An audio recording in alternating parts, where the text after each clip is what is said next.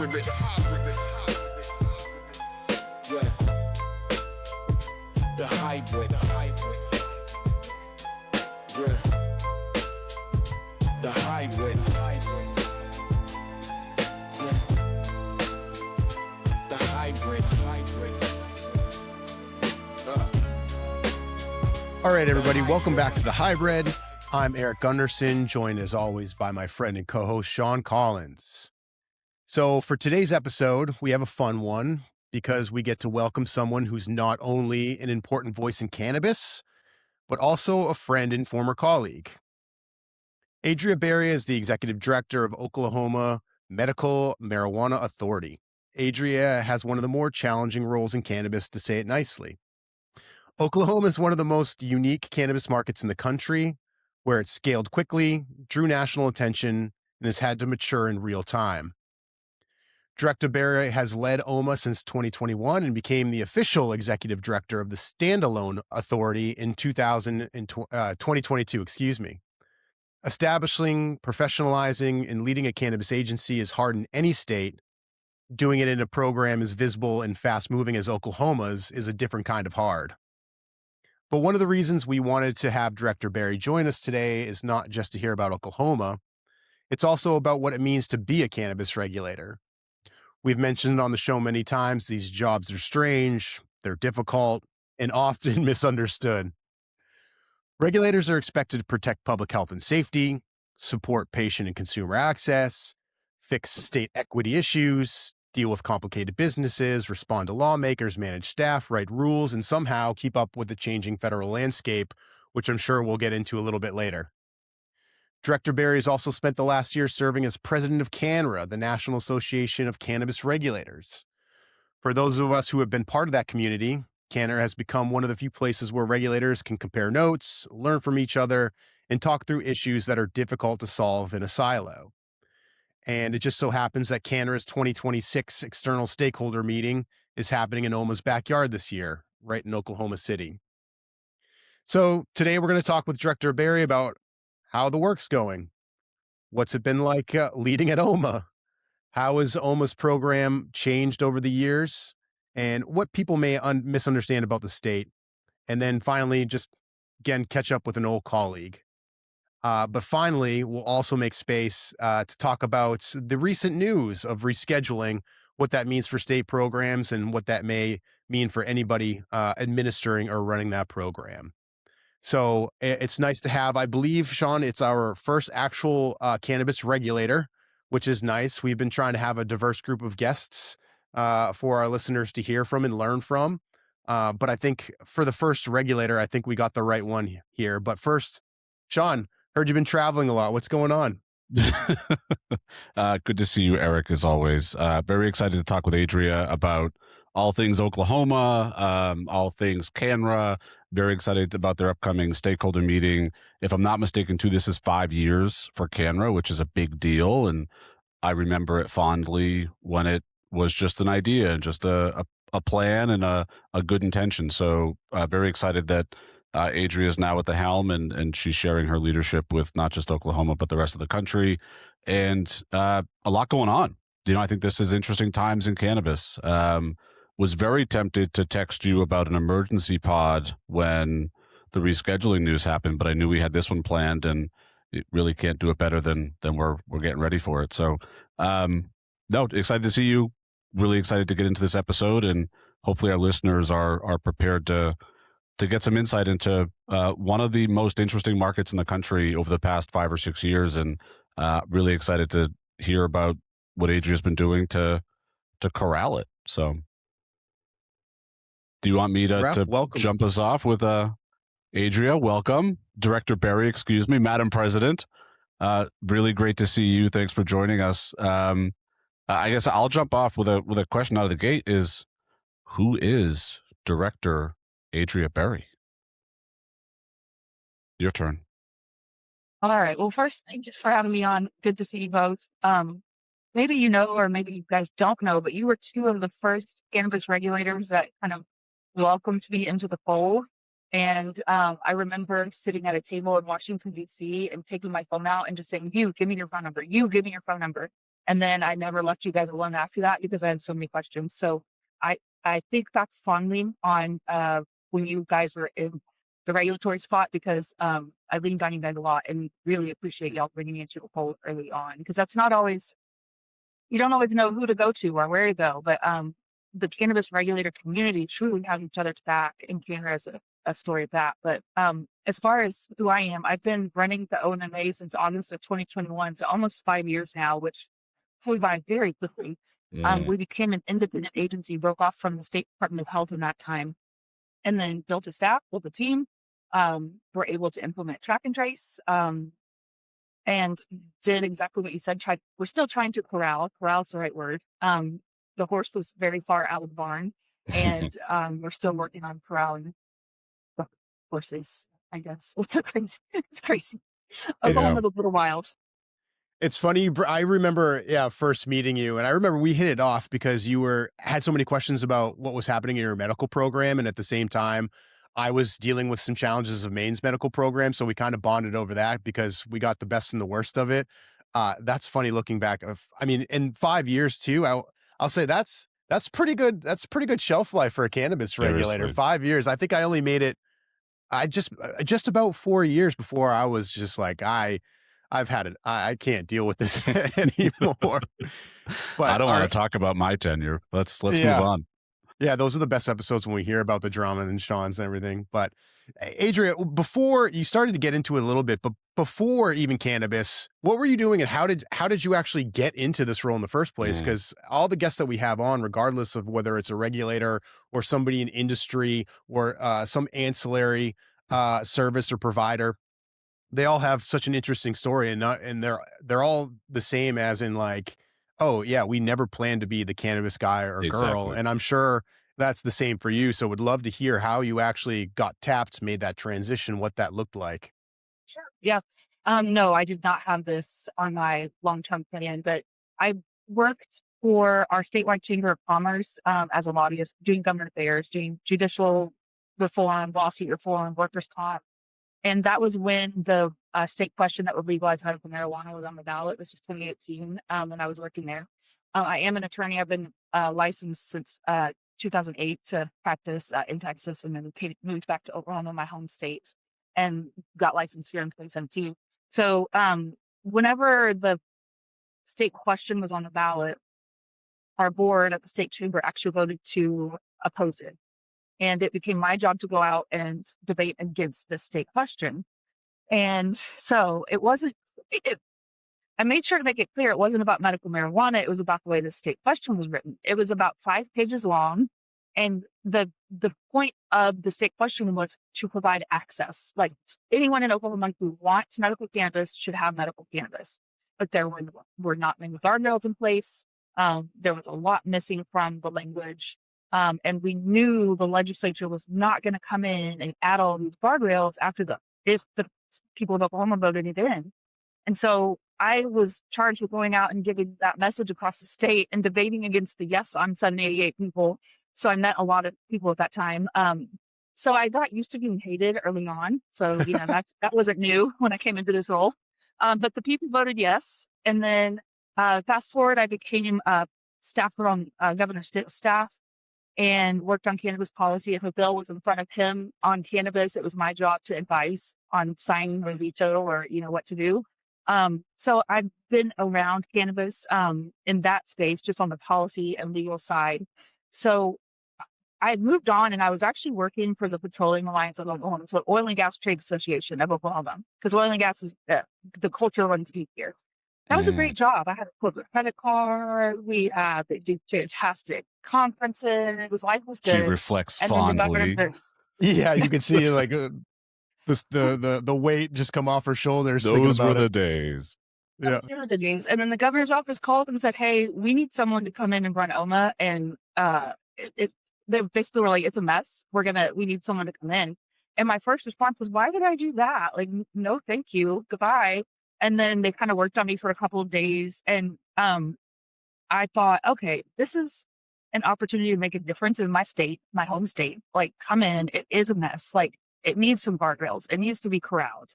So what a challenge. Like, what an exciting challenge. And that's how I looked at it. And so I decided to say yes and just jumped in feet first. And that was almost 5 years ago. Yeah. I That mean, corporate that's credit card sounds really tempting right now. yeah, you I saw know. the I smile know. come on her face. Yeah. So looking back, it's interesting because again, kind of the similarities between Maine and Oklahoma and a couple of other states too. With the slight difference was, and you can tell me if I'm wrong, after the voters in Oklahoma passed it, it kind of was implemented as is. There weren't wholesale refinements to it. They didn't structurally change it. So when it passed back in 2016 in Maine, this was the adult use, the recreational side of things. It was basically the same thing. It was, I think it was like 10 pages long. Everything was left to rule. There were like gaps everywhere. You could legally sell to people under 21 with the language that was passed, but luckily, and that's how I came in. And I think you know this story because we've shared this before. But I was at the legislature and had the opportunity to kind of rewrite it and change the framework of it to make sure that there were guardrails.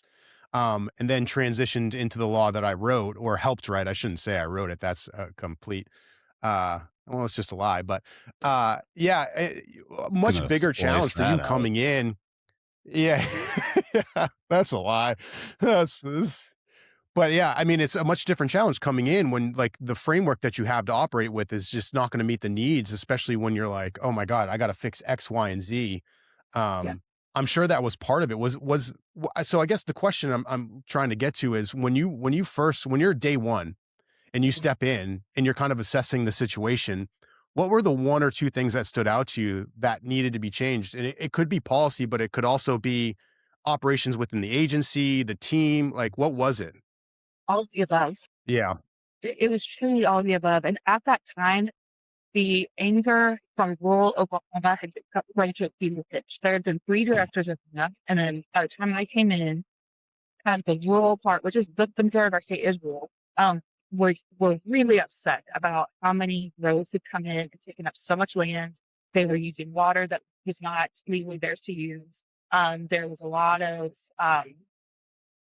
there were a lot of things happening in rural Oklahoma that were boiling. And so I knew step one is I had to talk to the people of rural Oklahoma and say, what's actually going on? What are you seeing? What's actually happening? And so I connected with the trade associations like Cattlemen's and Farm Bureau, and they have a big voice in this state. And so the thing that you guys, I know you're very familiar with is they really thought that we at OMMA had a lot more authority to do things than we did. And so then working with them to explain like, hey, yeah, we want to clean this up and fix it for you. Help us talk to the legislature about what needs to happen. And so kind of building those partnerships to work with the legislature. But early on, I also saw the team internally needed to be built out tremendously to keep up with the challenge of what we were facing. We really did not have an inspection team out in the field. We didn't have a solid plan for analyzing business licenses. There was just a lot of,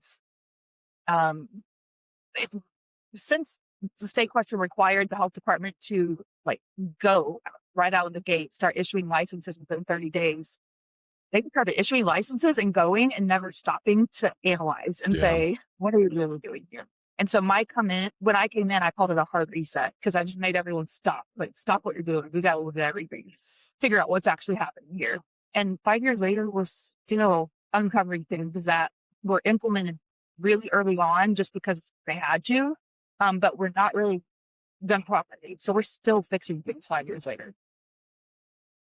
It sounds like you started in the right place instinctively. I think you leaned into the political background a little bit, but also just that Chamber of Commerce experience, et cetera, where you're saying, I've got to get out essentially in the field and go talk to stakeholders and assess. I've just got to take stock of everything. The same is true for everybody stop what you're doing, look up, take a breath, and let's put a plan in place. And I think a lot of that's got nothing to do with cannabis really, and everything to do with process and morale and that sort of, you're just coming in and taking sort of I often tell people, like, I get asked in one of my interviews in Massachusetts, like, how do you handle a crisis? And one of the first things I said was, I think I would stop and first determine, is it a crisis? Because I think you can turn a non-crisis into one, or you can overreact, underreact. But I think the way you sort of approach things, and I do remember fondly those Washington D.C. visits or meetings where I think we were on a panel together about data or something, and seed to sale tracking or something. And one of your first comments is like, I don't know why I'm on this panel necessarily, because I'm kind of working on this actively in my state. But I just thought instantly, like, there's a demeanor and I think a humility to that is going to serve you well, and it obviously has served you well, which is that uh, you were sort of drawn to the service aspect of it. Like, this is public service. I'm being asked by my governor to come in and run this agency. But I think much like Erik and I, it was, how often do you get a chance to do this too? Like, this is a really interesting time. But you know, the intent is let's figure this out. Let's get it right. And the other thing is, like, a lot of decisions have to get made, but you can't make them all at once. So how do you prioritize? And where getting that feedback from stakeholders, I'm sure, was incredibly valuable, and also getting it directly from them, not filtered, not, let's do a listening session and do something so formal. And you and the agency have done those things, but I just want to acknowledge it. I think I try to give your team and you as much credit as I can for, I don't want to disparage the previous program at all. I think they were given a 5-page bill and told to go, and they did. And I think that's just there's a lot of lessons to be learned from that. But I guess I'm sort of struggling to get into a question here, because there's so much I want to talk with you about. But how do you, like, when you walked in on day one, you talked to the stakeholders, how do you put together that to-do list? Like, how do you take stock of, like, I think about like a messy closet, and I open it up and I'm like, this is too much. I'm just going to close the doors. If I can't see it, it's not there. But in reality, like, yeah, you've got to go in and tidy up and organize and throw some stuff out and buy some new stuff. And, like, I guess, I used to joke, how do you build an elephant? How do you eat an elephant? Like, one bite at a time. So Yeah, that's 100%. where do you start? The closet metaphor is actually pretty good, because it does Good, I sometimes made it up. look like a mess. It's like, okay, I have this mess. What do I do with it? Does but not it's bring me joy. Off it goes. no joy. So that's, one step at a time. And then truly, when I look back, everything came back to building the right team and having the right people around me to that I could delegate to and that I could trust, because I couldn't do all of the things. But I knew that ultimately I was being held accountable by the governor, the legislature, the people of OMMA. So I had to have the right people that I could trust. And sometimes that's try and then try again. With a brand new agency that is regulating a federally illegal product, people might think they're ready for this job, but it is so much. You have to be ready to just change your entire plan at the last minute. And that's a personality trait. So really what I learned was to look for people who were fine with that. Look for people that maybe had come from previous jobs that were chaotic and they were okay with that. But then we need people that process applications that are very detailed and step by step and want those guardrails. So just building the team was actually the most important thing. And I would say right now, I have the best team in place that I've ever had. We've had some really good people come and go. But right now, I'm able to delegate. They understand the assignment. They understand the mission of the agency. And that's the key. You guys know, sometimes you can have people that tell you one thing and then they go do another. And I would say the biggest lesson I've learned in this role is to just not let that happen. Like, nip it in the bud. I would give people too many chances 5 years ago, and now I don't give many chances.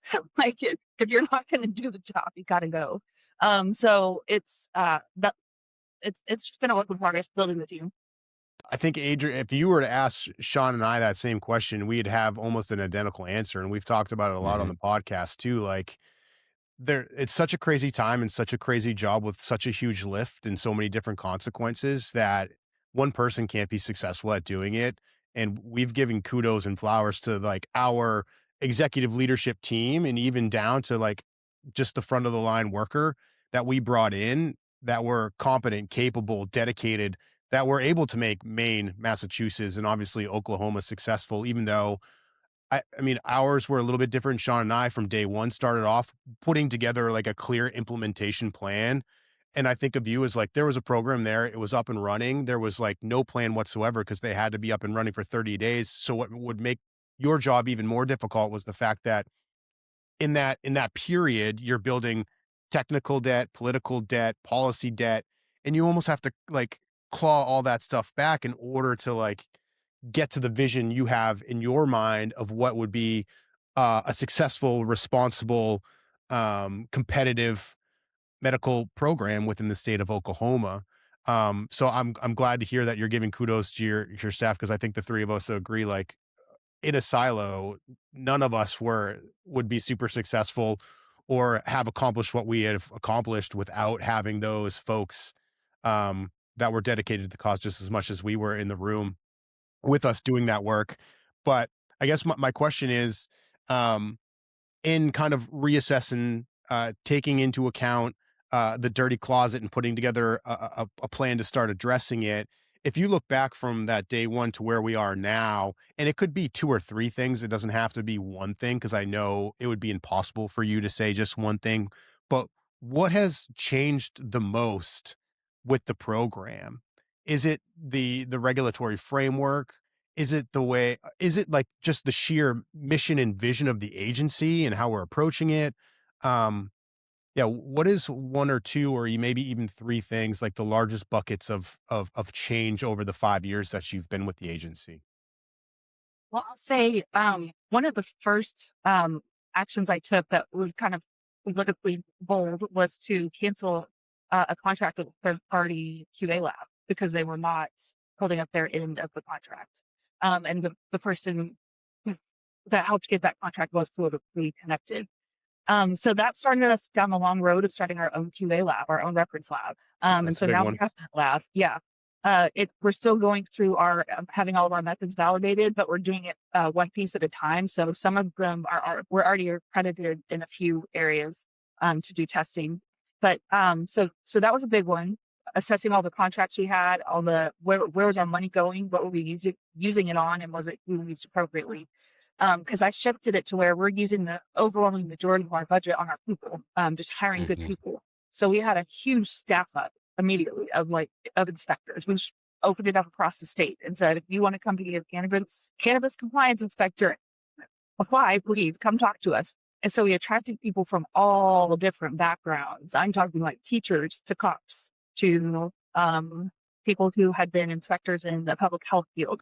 So we were able to build this very diverse team with diverse expertise, train them on our regulations, and get them out in the field. Then building the legal team who could take referrals from those inspectors.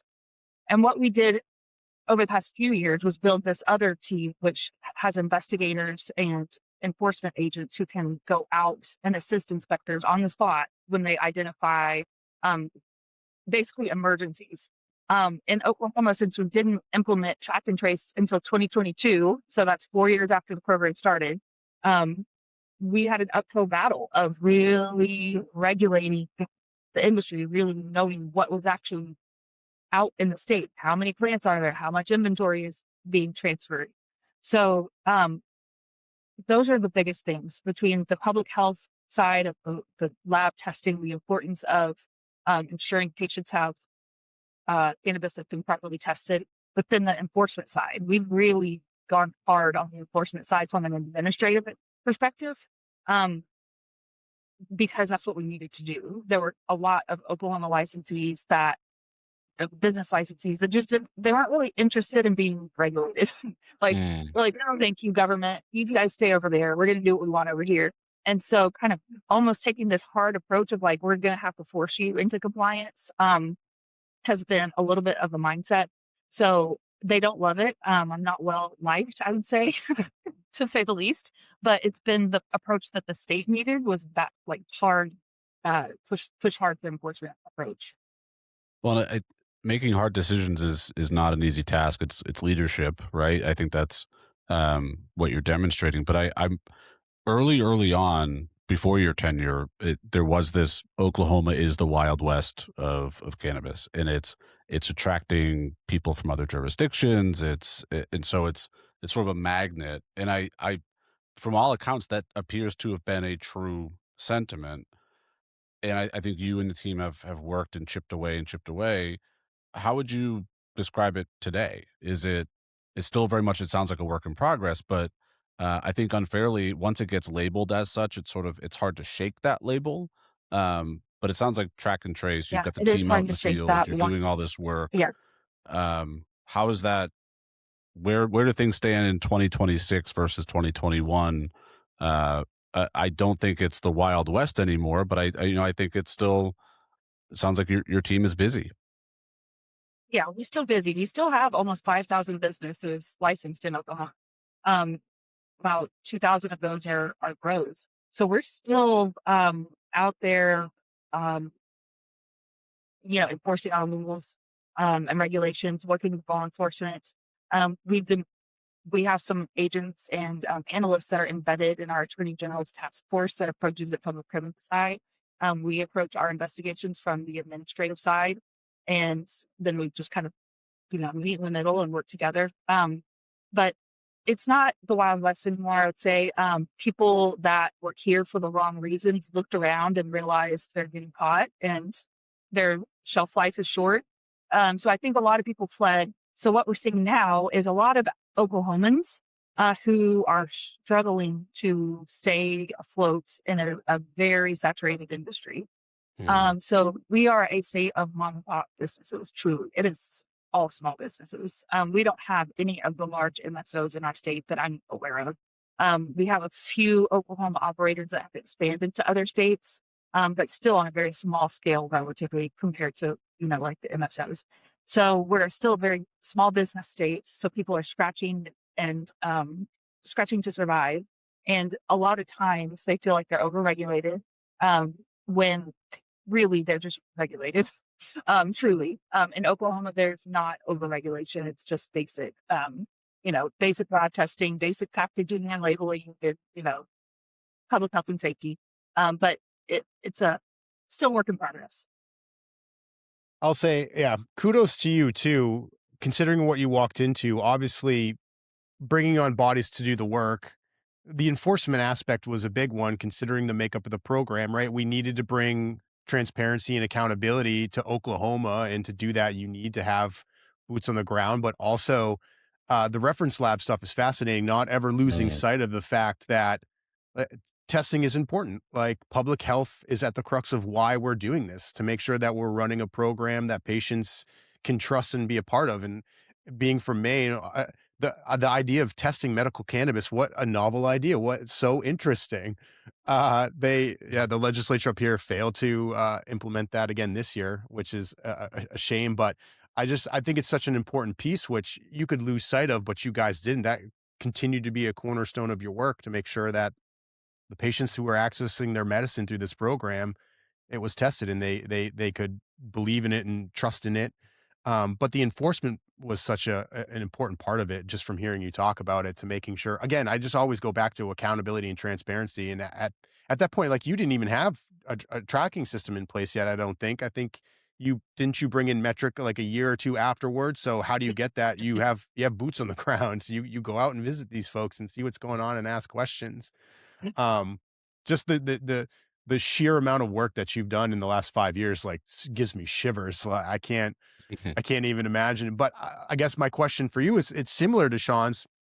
In that 5 years, you put together the plan, you're approaching public health, you're doing the enforcement, you're scaling the agency. When was the first point when you were like, all right, this might actually be working. We might actually be turning a corner here towards the broader vision, not what you inherited? Yeah, I would say there's several times that has happened. Like, we've turned different corners, but I think it was 4 years ago, we filed our first emergency order of suspension on a facility that we had done an inspection on. And we had gone out with the fire marshal, and it was a facility that had like standing water with wires coming down. It was just awful, just public health and safety emergency to the T. And when we filed that and were able to shut them down immediately, that was the first moment of real pride of like, we're finally doing exactly what the Oklahomans expect us to be doing. And then, of course, we built our own administrative courts to give that licensee their Yeah. due process. And then now, at this point, we have filed over 3,000 cases in our administrative courts. And so but turning that one corner with that one license back then in 2022, I think it was a huge, huge piece. But we've turned so many corners. I mean, the day we opened up our lobby for patient licensees to come in and receive in-person help from us, another corner, making sure we're focusing on getting good customer service to the state of Oklahoma.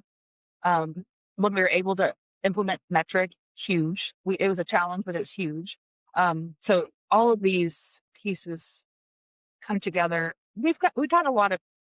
We have to remind ourselves to stop and celebrate because I have a team of high achievers. But we do. We stop and we're like, look at this. We are doing exactly what we said we would do. So there have been a lot of good times. I'm glad you're thinking about the victories as well and giving your team that space to have those victories, to acknowledge those victories, to celebrate them, because I do think that oftentimes, especially in our world, we're too busy focused on the next problem that we didn't get to today, that we're like, all right, solved, next. And the next thing is on fire, or it's on fire for somebody. But I'd love, I think what you've done in Oklahoma with the administrative courts is really novel. And I think it's a really interesting, fascinating approach for a number of reasons. One is I think it's efficient and it gives your team the ability to process and prosecute things where necessary, but it also provides licensees really forward due process, like very early in the process. The ability to confront evidence, the ability to see evidence, the ability to dispute if necessary. But you've built it sort of within or adjacent to the agency in such a way that it, again, is, we tried to load up due process on our licensing primarily around suitability early on before licensure, with a novel idea of a sort of an informal hearing. But you've gone full administrative court, sort of adjacent to the agency. I guess a couple of questions. Where did that idea come from, and how has implementation gone such that our licensees finding, like, do they see that they're getting due process pretty quickly in a somewhat confrontational adversarial posture, or is it just sort of like, oh, great, more bureaucracy, here we go? Because I think if they want to go the traditional court route, I'll see in a year, it may be. But I think, again, the vision is, it allows you to clear your docket a little bit. But again, I would say from a licensee standpoint, like, that should be efficient. That should be, that's like not a special bar, but I think it is like an interesting venue, forum. Yeah. Well, yeah, and we just looked at other regulatory agencies in Oklahoma, like the regulators, even like the horse racing regulators. They have their own administrative hearing process set up, and so my general counsel, who has been with me and on my team since 2021, helps really inform that and build it, because she had worked in some of those regulatory agencies before and had worked for our attorney general, our previous attorney general.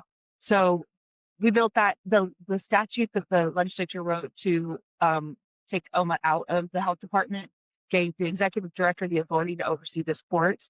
And so I, of course, delegate my authority to an ALJ or a hearing examiner to oversee the cases. But we have court 5 days a week now in our building, in the courtroom. But the goal is to make them move quickly. And so when you ask if licensees are seeing that, unfortunately, just look, Shawn, we're lawyers. There are some lawyers that have seen opportunity to slow things down and make more money in the process. And so that's been a little frustrating, because the point is to do this quickly. And then if they want to appeal, they can go to district court after they finish in our administrative court. And you said, you guys in Massachusetts did the hearings on the front end. That would have been ideal, and, ideal state if we could have put a lot more scrutiny into who entered our market. But since we didn't, we're having to do it backwards. And this is just kind of the solution that we came up with, that it seems to be working for you. And I think what you're building too, and sorry for cutting you off, Erik, I want to tie two issues together, though. I think the the standards lab and the administrative court are two examples of, I think, you and your team saying, we've got an issue here. How can we solve it in a durable way? And both of those things, by the way, are going to survive in any sort of future state, federally, et cetera, because it's, like Erik was saying, it's public health, public safety. Like, that's a backbone standards lab is going to make. That's a durable need.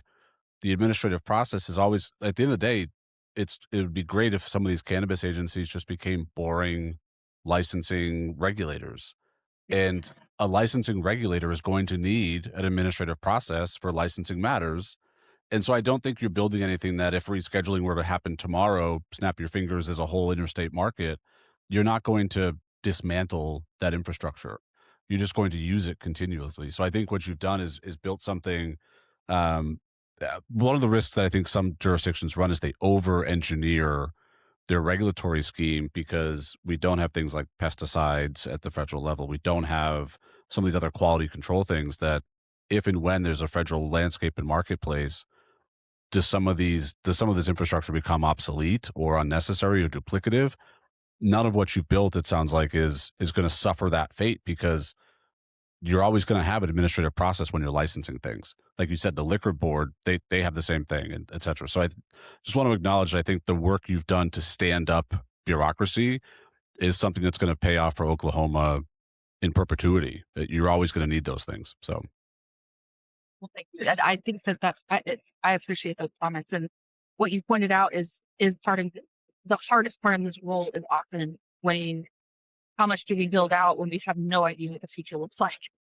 So we have to take these calculated risks of, okay, I'm going to build this team because I believe we will need it long term. It'll serve the state of Oklahoma, but always having in the back of my mind, like, but if we don't, I'll have to make that hard decision and change paths. So that's a hard part, because we don't know. We have no idea what the next 5 years is going to be like in this space. But you have to plan for it somehow. We do, yeah. I'll say, so I think we've covered the work that you've been doing, the mountain of tasks that was on your plate in order to get almost programmed to where it is today. I think the three of us agree. Well, I'll speak for myself and Shawn. I think we would agree, and I think Shawn said as much. It's not the wild, wild west that it was dubbed when we were still in state government. So you've been successful in that regard, which is no small task. I guess my question then would be, today, understanding that, all right, there's still work to be done in that regard. Like, we're not stopping enforcement. We're still making internal improvements, but what's your focus today? What's the main priority of the office that you're working on? Understanding that, all right, we got all of that big stuff out of the way now. Now we can actually be cannabis regulators and look at the bigger picture, not just like the integrity of the program itself, but what's happening at OMMA today? I am so glad you asked me that, because Just like, I have to do this stupid podcast today. Yeah, exactly. Next question. I'm excited about what we're working on. We're doubling down on the public health side. And so building out that team, we have an epidemiologist now. I mean, we're truly growing into that, the fact that we are a medical program and we need to be looking at the data of what's going on in our patient community. And so we only have a couple of people on that team right now, but we're building out that side of the agency as far as the patient services, public health side. And actually this week I have calls with several states, Minnesota, New York, and Michigan, to ask about their public health teams, to get a feel for how they build theirs out. And just, one of the number one things I want to ask at this point, having learned all the tough lessons, is what are the credentials of the people that you hired? Like, how did you find the exact right people to be on this team? What were their backgrounds? And what has worked for you? I'd love to just skip the hard lessons this time around and just get people in the right seats. Yeah. Why recreate the wheel when I can just ask somebody who's done it and they can tell me the right way to do it?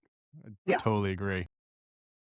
What she didn't say is that she's recruiting from each of those states. And would you be interested in moving to Oklahoma, perhaps? It's very rural. They're the oil and gas industry. They have corporate credit cards. That's right. You could leap right over into natural transition to oil and gas. Yep. We can all graduate.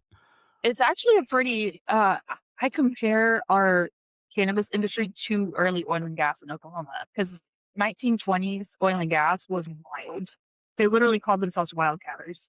And so it is, it's not all that different. The way, just the culture of this state is very like, get off my lawn and let me just do what I want to do, government, you know? And so this industry, very similar to our oil and gas industry, but oil and gas now is obviously a very professional, respected, regulated industry, but it took a long time to get there. So all of this work that you're doing, again, continuing to bring improvements to the program, to the agency, doubling down on the public health aspect, that doesn't even bring into the conversation the recent news with the rescheduling of medical, state medical cannabis and FDA approved drugs. So we're recording on a Wednesday. I think the announcement came last Wednesday. What was your first reaction? Not just to hearing the news of it, but seeing some of the detail. What was your first reaction? My first reaction was definitely surprise. You know, okay, surprise. I've got some work to do. I thought it was a very interesting way to do it under the treaty. I mean, did not see this coming. I don't know if anybody did, but we definitely didn't in Oklahoma. So I just quickly started reading everything, asking fellow CANNRA board members and members in general, like, what are you guys doing? What do you guys think? And so we're just all talking to one another, trying to figure out what we should be doing, when really right now we're in the phase of more questions than answers, truly. As I sit here today on this Wednesday, still have many more questions than answers from the DEA and the DOJ. So just, it's exciting. I think a lot of people are excited. But, you know, I met with our Speaker of the House yesterday, and he, his question was, do we need to do anything in statute before we sign a guy in a couple of weeks? And I mean, that's just a new level of questioning and a new level of pressure to come at a very late moment when there's already a lot of stuff going on, you know? So working this into being a priority in my schedule has been kind of the number one thing that I've been doing, because I wasn't planning on all of this. None of us were. Yeah, and I think I know the answer to this, but I'm going to ask it anyway. When you come up with such a big piece of news, such a policy shift, and especially in the unique, interesting, unpredictable way that they did it, with those questions, and totally get it. Like, we have more questions than we have answers. Like, we are trying to figure out and map together what we need to do. Has the DEA or the tax implicated Treasury or IR have they come to the table to help answer those questions? Regulators across the U.S. have heard from their regional DEA representatives. Some of them had already had relationships, so you just called them. We did not. And so my team is working on reaching out to DEA right now. They're reaching to their own contacts. Treasury put out, I haven't talked to them personally, but they did put out that the kind of a guidance document within days of the rescheduling announcement. So we're just piecing all of that together to give our legislature and our industry as much information as we can in a factual way, because that's all we have right now. We have no idea what the reality is going to look like as far as OMMA business licensees. We are a medical program, so it looks like it looks good on the surface. The states that also have the adult use programs, I think they're struggling more because they're having to figure out, like, what happens with that side of our program. Luckily, we get to just focus on medical, so that's a plus.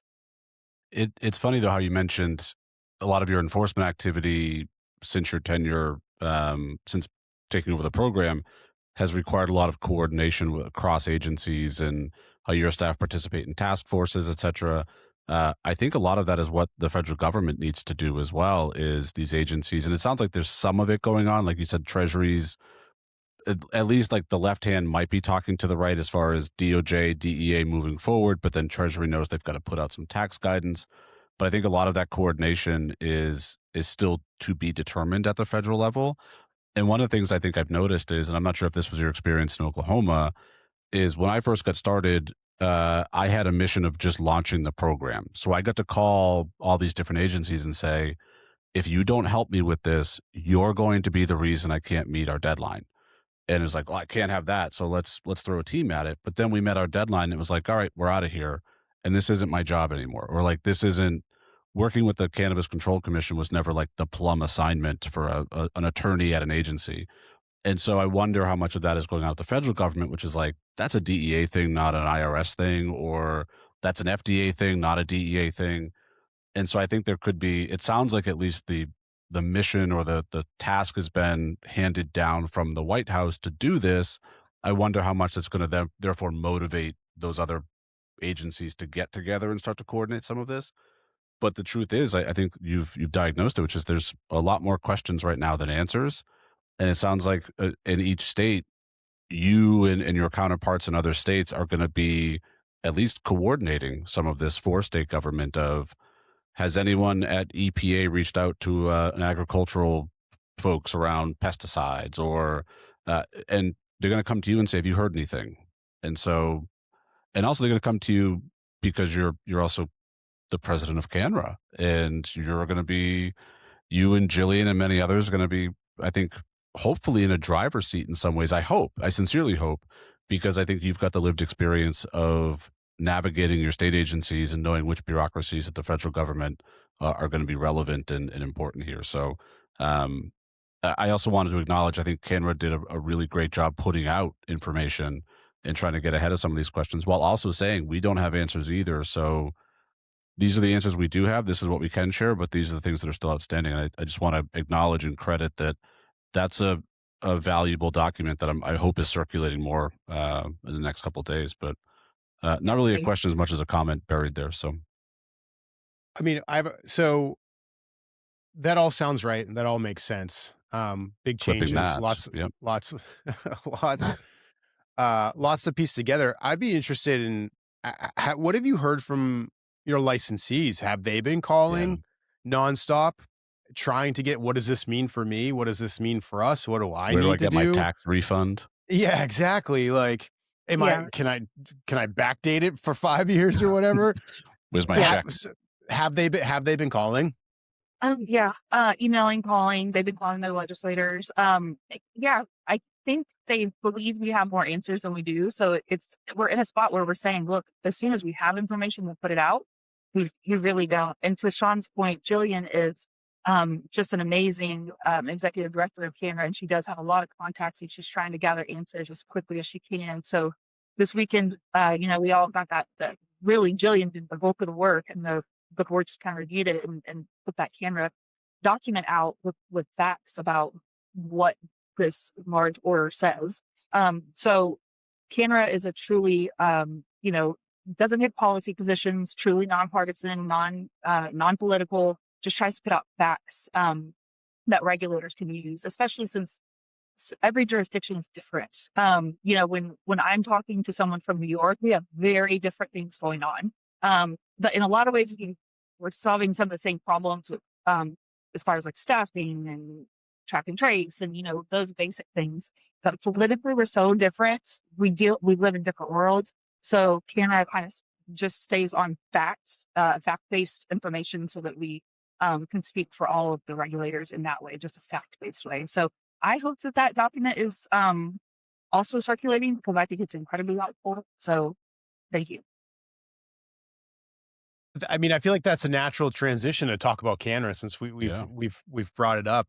So we said at the top, you are currently, I think your tenure is coming to an end, but serving as the president of CANNRA. And obviously, I believe Oklahoma's been a member your entire time there. So from being a member to leading the organization, what's that experience been like? Are you primarily interfacing with on the federal level? Are you a leader within state conversations? What's it like being president of CANNRA, I guess is my question. No, that's a good because question. Because neither one of us were ever allowed to be anywhere near. Yeah. Well, you guys totally did it. I was shocked when I'm like, me? Oklahoma? From Oklahoma? You want me to do this? Okay. But I think being on the board for a couple years before being president did help me be prepared, because every president has had their kind of lane that they are really strong in and have focused on. So like I would say Tyler and Will were a lot of like federal conversations, and then Dominique really leaned into conversations with tribal nations who are regulating cannabis. a lot of my time has been really boring.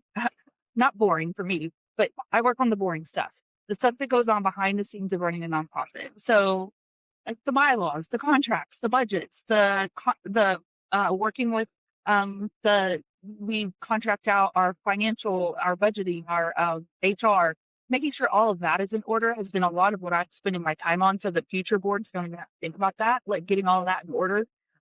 So when I know you guys wanted to talk about CANNRA, I was like, it's not really been like some huge, I'm not just like in DC talking about things often. Truly, I just have been trying to get the back office in order for future boards. It sounds like your story when you took over OMMA.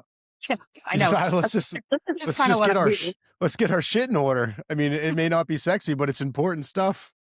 Yeah, and previous boards have done, they've done their parts, and then now, it got to this year, this board, and we just worked on some of those contracts and that kind of thing. But Jillian truly does the work. I mean, she was a team of one for so long, and now she has a couple of contract employees that help her. But she's on the phone every single day with stakeholders and just keeps all of us, the members, up to speed on what's going on, what she's hearing from across the U.S. And she's just done a really good job of cultivating those relationships. So truly, board president is kind of there to be there for Jillian. Like, Jillian, what do you need? How can I be helping you run this nonprofit that you're running basically by yourself? So that's kind of the I think role that's I think it's a really helpful and healthy perspective. I'm sure Jillian appreciates that approach, which is, how can I help? How can I run interference? Can I give you some coverage on these things? But it's also, I think we need to appreciate that CANNRA is a type of organization that kind of grew up alongside a lot of these agencies in this industry. And it matured from essentially a glorified phone tree of sorts, where it was like Rick and Jim in Washington and Colorado, respectively, fielding all of these phone calls from the next wave of states who were asking them the same questions over and over again, and finally said, we should probably just pull a meeting together for the sake of our own sanity and efficiency. Let's just put everyone in the same room. And then that room turned into what is now CANNRA. And it's great to see. I'm really grateful that so many of our former colleagues have seen the value and the vision of that. But I guess I wonder, as someone who came into your role in Oklahoma, and I'm sure thought, like, this is a very lonely position at times. This is a very isolating, like you said, you've got to have thick skin in this world, and especially in the cannabis regulator space, not because of anything that you've done, but a lot of times it's like you're battling perception, you're battling what people think you ought to be doing more of, less of, and that can, especially locally, can be very isolating. And then you go to a CANNRA meeting and you're like, oh my goodness, you're all dealing with it. Yes. And so I think there's been a lot of maybe free therapy of some sort. But I think where CANNRA has really stepped in is now through technical assistance. And I think that's where, you and your experience now can essentially pay it back in so many ways. I mean, I had those early states to call on, and I definitely harassed them. But as a result, I didn't mind when folks called me, because I realized, it's fair to get it back. But I'm just curious of your perspective of having gone from that, I have a ton of work to do, I need as much help as I can get, to now people are turning to you and saying, tell me how you did that. Especially, we talked about the standards lab issue and enforcement, and you're starting to see some states deal with that on the hemp side. And I'm sure they're looking to you saying, how did you coordinate these agencies? Or how can CANNRA help me? I'm just curious to get your own personal evolution with CANNRA, from going from, I don't know, user or like client in some ways, to now you're at the helm. Yeah. No, you're absolutely right. It's the giving back part, and just letting people know, hey, you can comment and you can talk through this if you want to, because I've been there. Lonely is the right word. CANNRA is the reef that we go to see like we are not alone, and we can talk to each other. And so having those people, there are a couple of new regulators that have reached out and been really vulnerable and just said, I just really need someone to talk to. I'm like, okay, let's get on the phone. Like, what's going on? And sometimes it is truly the personal side. They're like, I can't talk to anyone about all of this. And I have all this pressure from the governor, the legislature, the industry, and I don't have anyone to talk to. And so saying, finding your people that you can all is absolutely the value of CANNRA and all of us coming together. But I definitely don't look at myself as someone that's an expert yet. It's funny because people will say, well, how did you do that? And I'm like, well, I asked that person, so go ask that person. 'Cause I just don't even see myself that way. But when people ask or want to talk, I'm always happy to help them in whatever way I can, because that's what we do. All that work. How did you actually do that? And it's I don't know. I blacked out. I blacked Yeah. out. I blacked out for 4 years, and I'm fell up. back now. That's right. It's so nice. I mean, looking ahead to the external stakeholder meeting that's coming up in June, I feel like with this recent news and rescheduling, that's going to monopolize the conversations both on the panels, but also in the lobby, where it's always a popular space for people to have those conversations. But prior to last Wednesday in that news, I'd be interested to know, because I think Shawn pointed out we're no longer able to be part of those conversations as ex-regulators. But what are states talking about now? Where is the focus? Because it's certainly different than it was the 3 years ago or 3.5 years ago when we were still in state government. Is it still the hemp conversation? Is it being skewed to interstate? Like what are people talking about? What are they navigating? What's the next big thing other than the rescheduling? Erik's just jealous he's not at the cool kids table anymore. I mean, I'm not gonna lie, I miss some of those folks. I mean, I still talk to a lot What are of you guys them, but talking about when you're in there? Tell me all about it. what are you Please. guys doing? What are you guys talking about? What are you guys doing? Can I It's come? funny because I'm just all been in the posture of being like, that's this, I'm out. Like, I'm done. And then you get to that side and you're like, okay, but wait, what are you guys, what's actually Yeah, happening right. over there? Exactly. Yeah, there are definitely times that I'm like, what am I doing? What is my time? What is my shelf life here? But okay, so I would say yes, the hemp conversation is still huge, because there have just been different maneuvers we've seen at the federal level to undo what was done last November to really rein in all the intoxicating hemp products, state by state, different laws, navigating those. So people talk about that a ton. But really, I would say lab testing and lab shopping and how are we getting our hands around this across the United States. We're all talking about that really consistently. So just from the high level of learning from one another, from the states that kind of trailblazed on their reference labs, like Maryland, they've become a true like hub of information that we all go to. In Oregon with Stevie Crowley, and we've got these great people that understand. They have this expertise that we all need, and so we kind of come together to do that. But building cases too, truly, we are teaching each other like what we're doing in our enforcement on our enforcement side, and learning from each other on that. But kind of, it's probably a lot of the same as when y'all were there, but then the focus has become so much hemp and then so much lab testing. Those are two huge pieces. It's funny that you bring up Maryland, because it was like testing, it was metric. Like, we were friends with Will, who's no longer there, but Lori was always on speed dial with questions around testing and metric. And it's just funny to hear, like, nothing's changed 5 years later or whatever. People are still calling Lori. We'll have to tag her in this to make sure she knows we're talking about her. But yeah, she was always such a great resource, and it's Our funny next that guest coming. Right up. it's introducing. Yeah. But it is funny that a lot of those same issues are swirling, but it sounds like progress is being made as far as like a standards lab was sort of a pie in the sky idea not too long ago. And now states are putting real work in and scoping them out and building them out. And one of the things I've held is that, from a market standpoint, you could make a justification today in a vacuum that each state should have their own standards lab because it's a closed loop market.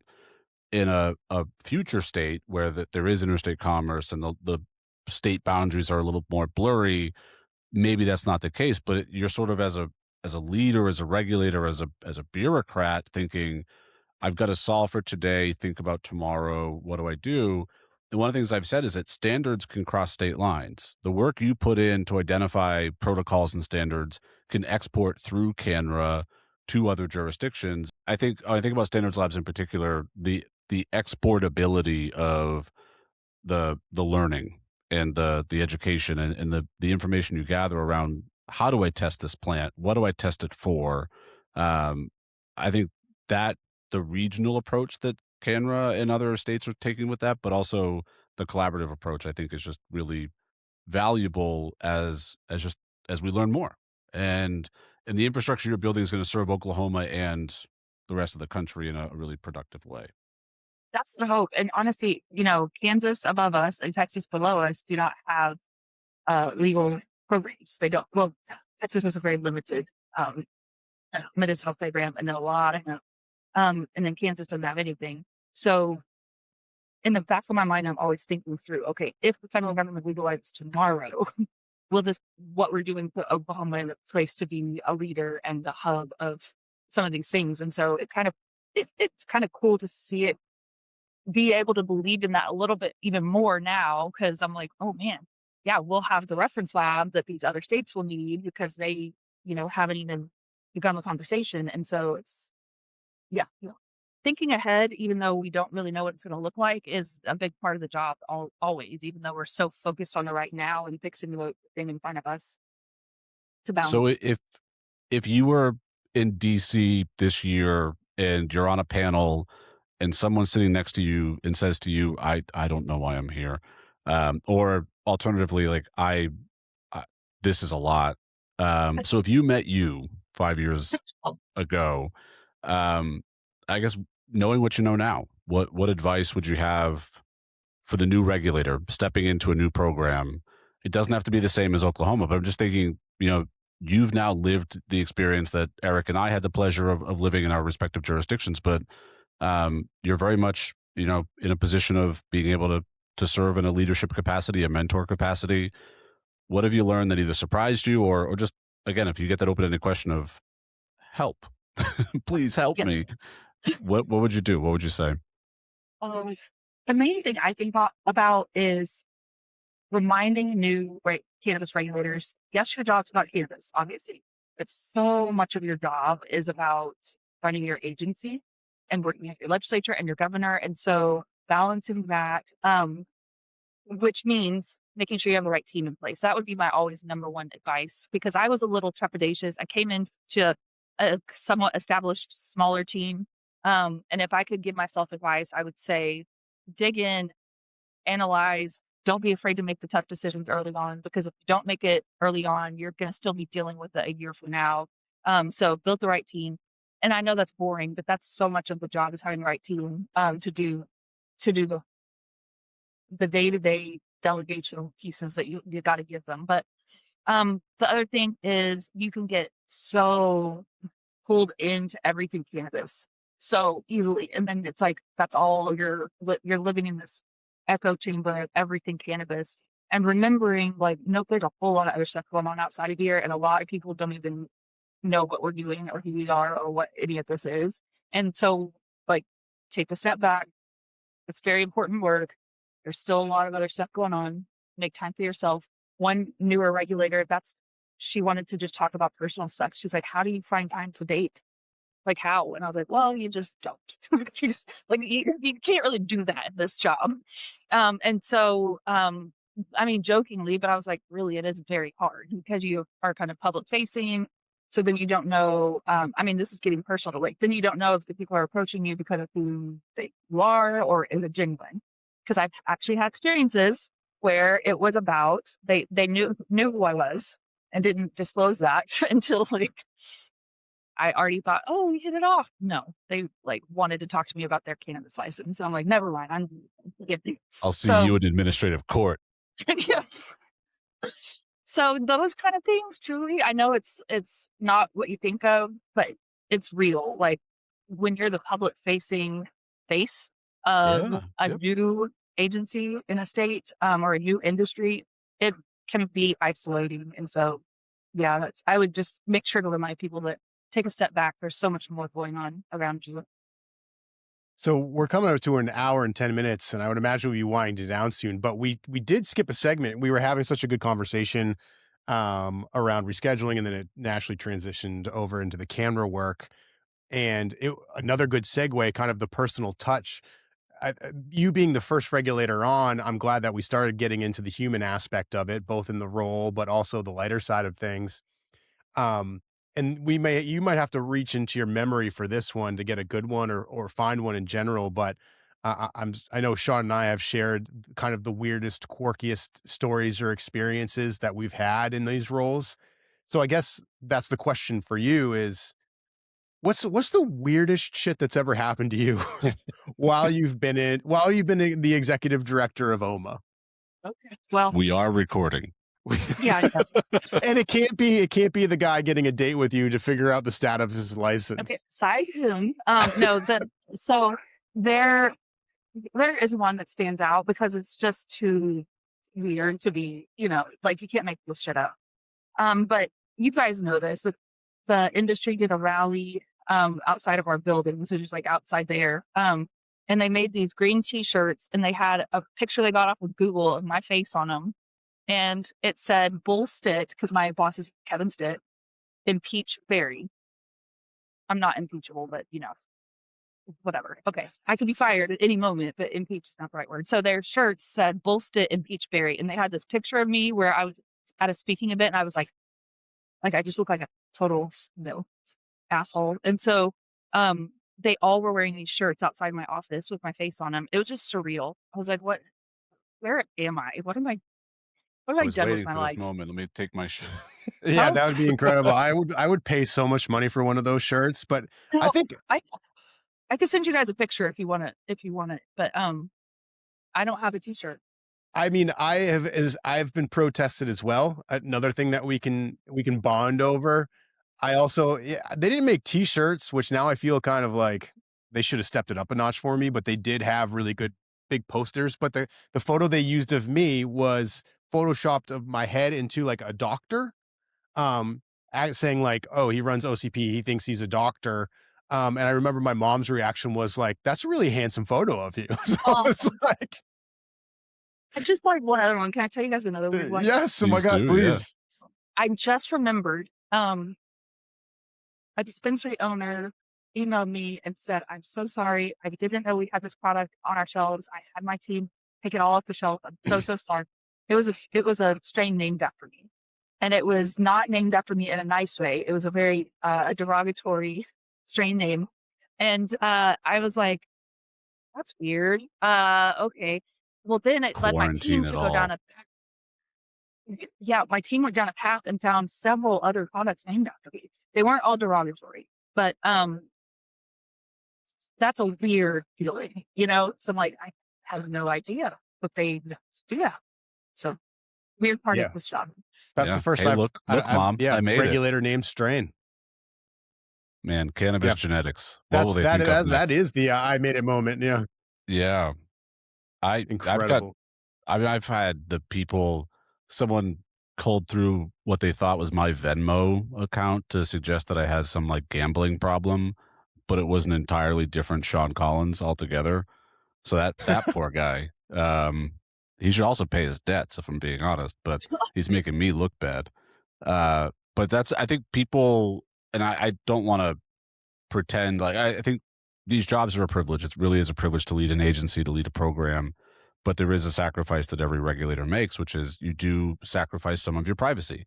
And I think all of us get into the job knowing that that's going to be an aspect, but then there are times where it does cross the line, or it makes, our friends and family don't sign up for these things. And there is a sweet spot of, by all means, criticize my decisions, criticize my decision-making process. All that is fair game, challenge where appropriate. But yeah, I mean, there's times where I've had a police cruiser parked in my driveway because of, just concerns, I'll call them concerns. And that's where sometimes it gets a little too close to home, and where things do cross the line or go too far. And like I said, I think there's an expectation of, we are public servants. We're happy to be subjected to public scrutiny.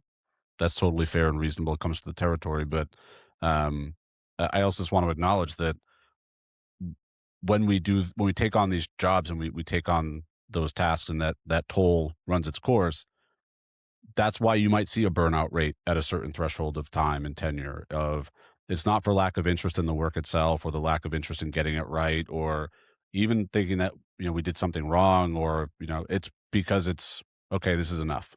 I've I've served my tenure and I'm going to go find something else to do. And also I think there's something valuable to letting another, I think Massachusetts has moved on without me, Maine has moved on without Erik, and states will move on without all of us. But um I think that's is sometimes the missed part of these roles or the underappreciated aspect is the sacrifice that people make.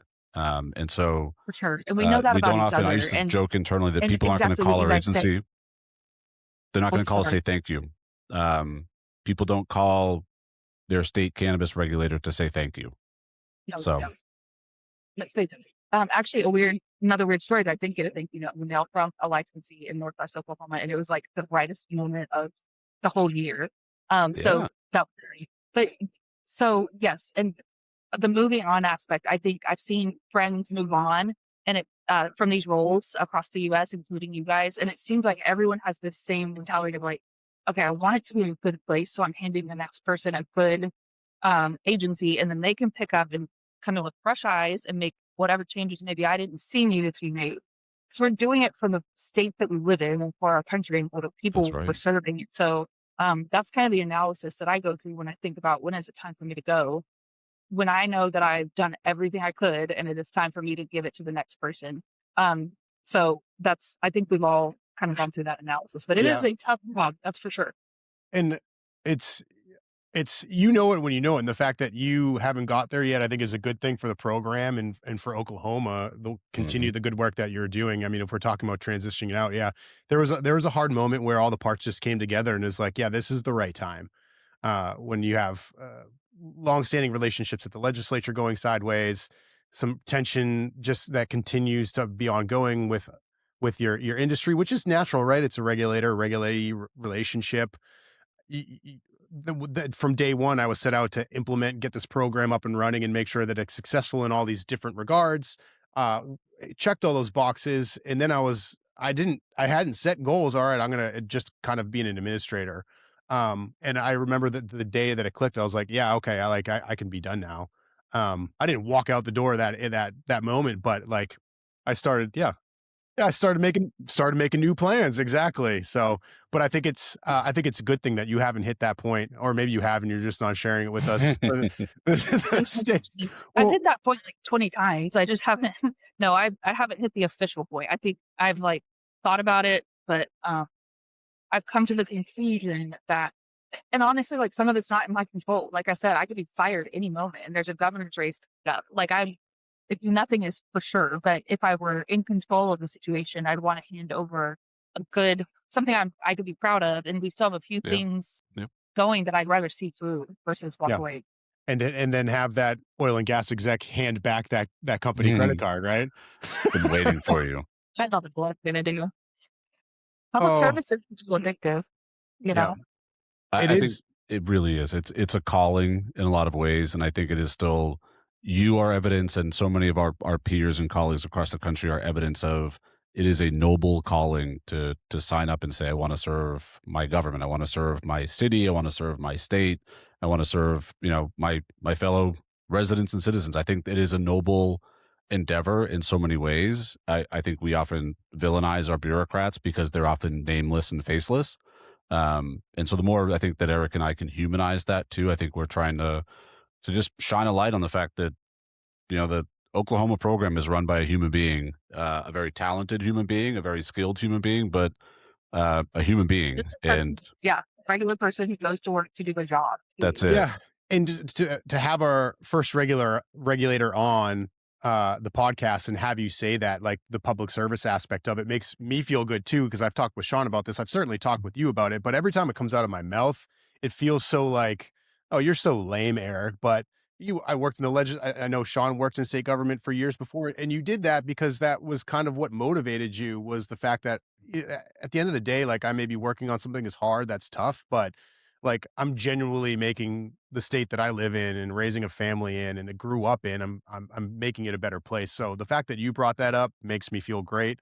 And then our next regulator, if they don't bring it up, we'll judge them appropriately. Yeah, less Yeah. points.